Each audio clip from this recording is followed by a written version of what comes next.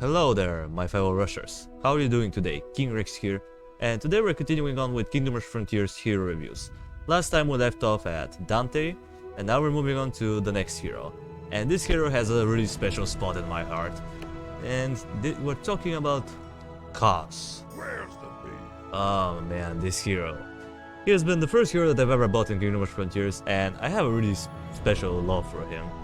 He's pretty interesting as well. He's a bit iffy to use because he has some pretty devastating features which we're gonna be talking about in a minute, but before we jump into his abilities, let's talk about his statistics. 550 health. That's a pretty good amount of health. We're almost 600, which is very nice. Medium armor, or 50%, which is really good. So he can withstand a lot of damage. That's cool. And 34 to 62 damage.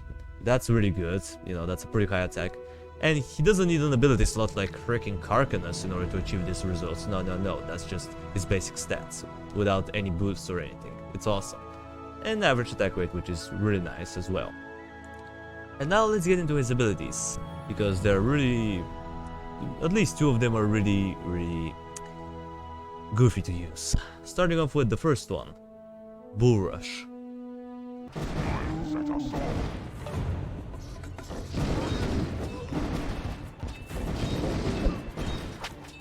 There's the bee.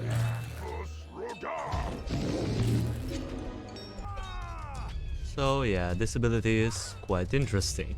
It's a massive stun if you get it right. As you're gonna see here, we're gonna wait, and look at this. Just stun quite a few enemies. And it's pretty decent. It has 12 seconds cooldown, so it can happen really often, which is a kind of a positive, but it's also a bit of a negative. And we'll talk about why it is a bit of a negative later on. But for now, just letting you know, it's pretty cool. Every enemy that gets hit by him while he's rushing at them, it's gonna take between 20 to 50 physical damage, not true damage or anything, just physical, but it's pretty decent. And he's gonna get stunned for 4 seconds. And 4 seconds stun is not bad at all. It's pretty good if I do say so myself. I really like it. However, you have to make sure that he is in a good position, because as you can see, the range is pretty wild. That was a pretty long range for his ability. So depending on his position, he can do a lot of damage with the Bulrush, or he can basically do absolutely nothing. Again, it depends on the position, because sometimes he's gonna stun like one enemy. And sometimes he can stun like 20 enemies at once, depending on the level.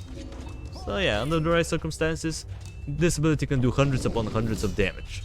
And it can also just stun an insane amount, which is something really awesome.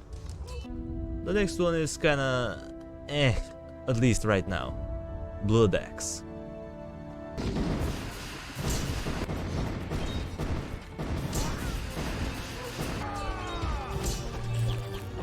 Yeah, the Blood Axe. This one is actually quite nutty as well. Now, I want to tell you something, it was nerfed a while ago. When he came out, the chance for this thing to proc was 20%. And 20% I would say was a pretty reasonable chance, but I don't know how I decided, no, that's a bit too much, so they nerfed it and they made it to be only 10%. And 10% is kinda schmeh, but whenever it happens, it does a lot of damage. Basically, he deals quadruple true damage. And at most that means you're gonna do about 258 true damage, if my math is correct, which is quite a lot of damage. And you can and it's pretty cool. It's pretty cool to look at. He just goes and just slices them. There it is. Boom. I mean, he can almost destroy some enemies with this ability. It's pretty nutty. Sure, it's not like insane because again, it doesn't proc all that often, but whenever it does, it's pretty awesome to look at. And yeah, let's continue with his other ability, which is probably the most questionable out of them all. The next one is kind of a double-edged sword, Daedalus Mace.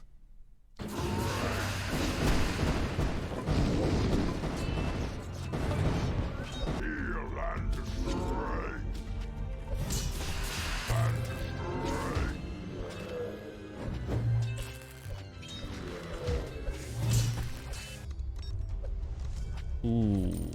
Yeah, this one. This one is quite interesting, but it's also bad in a way. You're probably thinking, but how in the heck is this ability bad? Well, the issue is that the teleport occurs pretty often. If you're wondering how often it is, it's 15 seconds, and it teleports an enemy right next to him, and the enemy gets stunned for 6 seconds. And you know, 6 seconds stun is not bad at all. Yeah, it's not, but however, it's a bit iffy, at least for me, because let's say he gets on low health, let's say he gets to like 100 health, and he needs to heal, and you know, you just bring him to the exit. However, if he's at the exit and you haven't used the Daedalus Mace, he may end up teleporting an enemy right next to the exit, which could be really devastating, depending on the enemy. I mean, sure, probably you're gonna teleport like a low tier enemy, you're gonna have no issues with it, but let's say he teleports like a gorilla on like full health. Like, what are you gonna do in this situation? You're kinda doomed. So yeah, you have to be a little bit careful with the Daedalus Mace. So what you wanna do is make sure that he uses the Daedalus Mace before you move him all the way to the exit, in order to avoid this thing from happening. However, if he's at a certain point in the map, if he's at a certain point in the exit, like here or in this spot, you know, he's not gonna use the teleport, which is pretty nice. So that's another way to avoid it. Yeah, as you can see, no enemy is getting teleport. However, if we move him like, let's say here, you know, it's a pretty far into the map, he's gonna perform the teleport, which, you know, can screw you over. So be careful about the Daedalus Mace, because as I said, it's a double-edged sword. Sometimes it can help you out a lot and you can stall an enemy for a really long time and save your lives. However, sometimes it may do the exact opposite and make you lose lives, so keep an eye out for this ability. The next one is actually decent. Roar of Fury.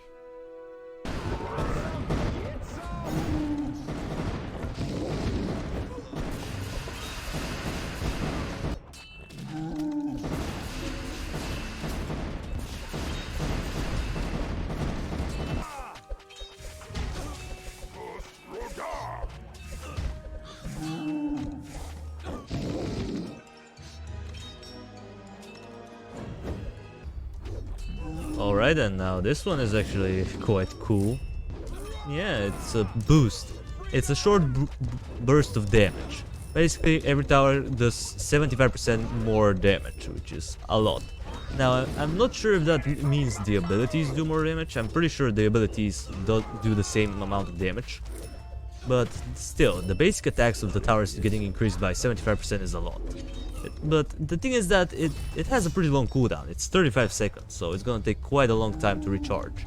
And make sure the damage boost is pretty wild, as you can see over these towers, but it depends on the attack speed, because the dwarf, for example, is not a really good combination with Kahz, because again, the dwarf has very slow attack speed, or in this case 3 seconds. So you're gonna get one attack that does 75% extra damage, which even though it sounds cool, in a real game it's not that great. It's kinda at most. So I don't really hate this ability, but I find it to be a little bit too short. Maybe if you use it with proper towers, like towers that attack really fast, like crossbow forts or battle mechas, like in this case, this ability could be useful, but it's dependable. Depending on what towers you're using, this ability could be really helpful, or it could be kinda meh at most. So yeah, that's what I have to say about this ability. And last but not the least, we also have Doomspin.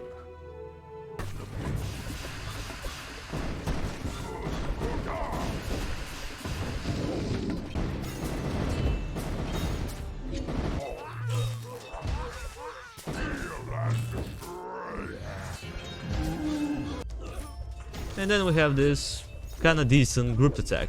It happens every 18 seconds and it deals 48 to 144 physical damage. It's not true damage, so you know, whatever. It's not bad. It's a decent attack, I suppose. And the area effect is pretty good, so I like this. And yeah, Kahz is kind of a interesting hero. I really love him for multiple reasons. One of them is because, you know, he's been the first hero that I've ever bought in Frontiers. And the other reason is because he is pretty micro-involved. So because of that, I'm just gonna give him a solid 9 out of 10. He's pretty cool. Sure, the thing is that he is kind of like Durax in a way. Well, not really, but as far as the micro goes, he's kind of like that, because you have to be careful with this guy a lot, and you have to move him around quite a lot, because there's one thing that you have to be careful, and that's the Bulrush and the Daedalus Mace, because again, depending on where he rushes, or the angle from which he rushes, he can do a lot of damage. Like, look at that. That did decent amount of damage, but it could have been better, you know? He definitely could have performed much better attack with the Bulrush if he was positioned a little bit better. But again, as you can see, the range is pretty wild, and you can't really control him all that much. He's just gonna go on his own individual way, and that could be a little problematic. And as far as the Daedalus Mace goes, as I said, there's multiple ways to prevent teleporting a really strong enemy to the exit. Rather use it before you teleport, you move him back, or just, you know, put him at a certain point in the exit. Now, for each map it's different, so you have to, you're gonna learn it by trial and error eventually. So he's a pretty good hero, even though he could stab you in the back sometimes. That's mostly because you're not careful with him. Again, he requires a lot of movement in order to position him for a good Bulrush, or in order to get the good Daedalus Mace, or if you want to just make him do the Doomspin in a crowded place. So yeah, he's a iffy hero.